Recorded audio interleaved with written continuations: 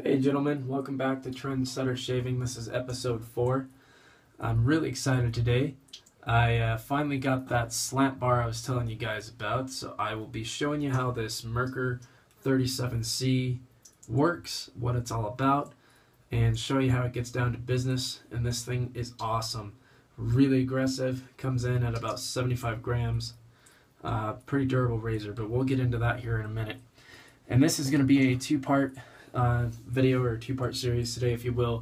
This part's going to be a rundown on that razor, and I'm also going to go into the variants of differences on heads as far as what makes a slant, what makes a safety barred razor like a regular one, and what makes a open comb, so on and so forth. The second video is actually going to be the shave with that razor, if you're curious to see how that thing works. And, you know, I mean, that's going to be pretty cool to see, because these things straight kill, as opposed to this right here. And I'll explain why in a minute. But whether or not you believe me, all of this stuff right here will come right off one swipe with this. That is how awesome these things are. That's how aggressive this is. So I'm going to show you how that works in the next video. So like I said, I will explain that. And I also want to touch base on some shave gear and how to keep it all clean, how to sanitize your razors, how to keep them away from kids because they are fairly sharp. You don't want them getting them. I actually store mine without the blades in them at all. You don't have to use a new blade every time you shave, but why not, right? You know, if you can get away with it, do it. But since I have a kid around, I don't keep blades in mine at all, just in case he does get a hold of it or something. So anyways, that being said, you know, it's kind of nice to set yourself up with a little shave cave, if you will, or whatever term fits, whatever you gents prefer to call it. That's what I call mine. I've heard some people call it a shave den or whatever. But I'm just going to give you a rundown of the products I have, how I like to keep my stuff, maybe give you some ideas of what you can do with your own stuff, or give you some products to look into. Because, you know, all of this being touched upon here, safety razors are something with men, like tools or anything else. You get one and you really like it, and you find out how it works, and you find you like how it feels on your skin, and before you know it, you have two of them, and you find out you like wet shaving in general.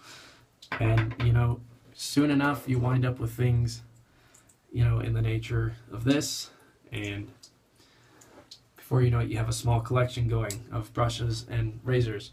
So, you know, you can always tell the girlfriend or the wife or the family members, whoever, that there's definitely far worse things you could be investing your time and money into. So without further ado here, we'll get into my setup and what I got going on, and then we will get into how the Merkur 37C works, and I'll break that down for you as well.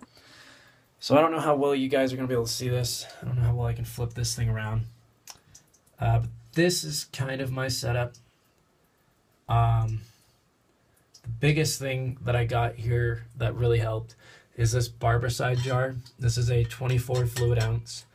And a bit of a footnote here, don't be an idiot and buy the same size Barbicide jug that looks like it'll fit in this, because Barbicide is actually a concentrate. You can put like 2 tablespoons of it in with this whole size jar, and that 2 tablespoons, it's so concentrated that's enough disinfectant for that entire jar. So a bottle like as big as, say, this Clubman of Barbicide would be plenty to refill this thing for probably at least 3 months, I would say. But this thing was fairly cheap. I picked it up at Sally's Beauty Supply for I think about 24 bucks. The Barbicide itself was about 15.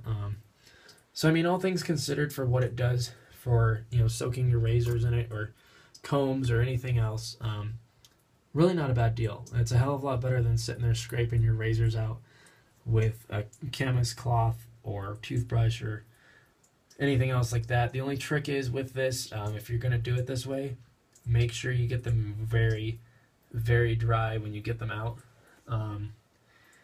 So yeah, there's that. I've shown you guys my shave bowl before, but I will stress again, if you're going to get one or get a mug or get a shaving skillet, if you don't know what a skillet or scuttle, excuse me, not skillet, scuttle, if you don't know what that is, Google it. But basically it's like a teapot with a bowl on top.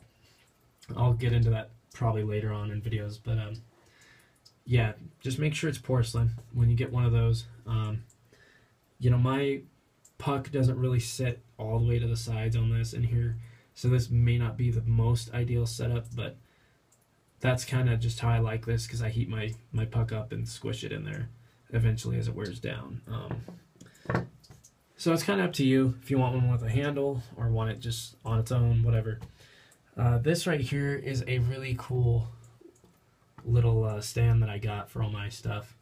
And what's so neat about this is most of the stands out there are only a 2-prong. They only hold one razor, one brush. This, as you can see, is a 4-prong. And that's really nice for the knots on your brushes, because it's going to hold it really well so it dries. No water or moisture gets in that handle to ruin the bindings in there that hold your badger brush, because you don't want to store them like this, wet. That'll virtually destroy any sort of glue or binding or anything in there that's holding those bristles in that pack or in that knot. So you always want to have them hanging upside down for all the water to drain out. And, you know, I keep all my shave creams and all that stuff in a good order, so I know what's where. I mean, basically, that's it. I'm not going to dwell too much on this. It's just kind of showing you guys my little setup, and that's how I do it. The only other thing I would tell you about that's really nice that I got is these Harrington bone shave towels, and they're just a barber's towel, but these things are great. You can use them to dry off your razors. You know, if you got a bad cut or something and don't want to ruin the wife's hand towels, great. You know, saves you from getting your butt chapped about stuff. And they're cheap, man. You can get like 16 of them for like $9, but just give them a couple washes and they come out really soft, really nice. So yeah, the other two things I was going to show you guys is I finally got the Astra blades I was telling you about. A straw, Astra, tomato, tomato. A lot of people were telling me I was pronouncing that wrong. Whatever. You know, there they are. They're great. They're a superior platinum covered blade. They have coating on them, is why I like them. And the Grandpa's Pine Tar soap I kept telling you guys about and raving on about, that finally came as well. This is what it actually looks like. Okay, if you try to go find it, whatever. So there we go. We're going to get into this whole slant bar thing and dive on in feet first. So, this is the Merkur 37C. It's got a really good gnarling on it. I don't know if you guys can see that. But this thing is awesome. I mean, I don't care how wet it is. It won't slip out of your hand, which is really nice. And I like the fact that it's really small. I mean, it fits comfortably in your hand. With your pinky rested on it, or however, it's just I really enjoy the grip on this a lot. And this is actually a 2-piece. The head doesn't actually unscrew like a regular safety razor, but I'll show you how this works. You undo this handle, and it's actually got threads right there on the prongs themselves that hold the blade. Now, what makes this different than a regular razor is, see how that's at a slant? These, you know, scalloped, I don't know what you would call that, I guess the bar, scalloped comb, I guess. What that actually does is it twists the blade like so in there. So instead of it coming at your hairs like this, it's coming at it like that. Kind of just like a slicing motion instead of just a straight cut. So it's kind of almost like a guillotine effect on your hairs, which is awesome. It doesn't get much more badass than throwing like some guillotine effect at your freaking beard to knock that sucker off, right? I mean, that's pretty badass. So what sets that apart from a regular safety barred razor is, see how this guy still has the scalloped comb there? We'll see how it's kind of got a narrow cavity in here, a channel, if you will. Okay, and it's not very wide under here either. Okay, it's about the same size in comparison, which this is a Merkur as well. But it's, like I said, it's a lot skinnier, and this bar is a lot wider as well. So that's just all straight. Okay, it's not a bad razor. It's just for those who don't really have the touch or the feel yet. So if you got a little bit of experience under your belt, you probably can get away with a Merkur 37C.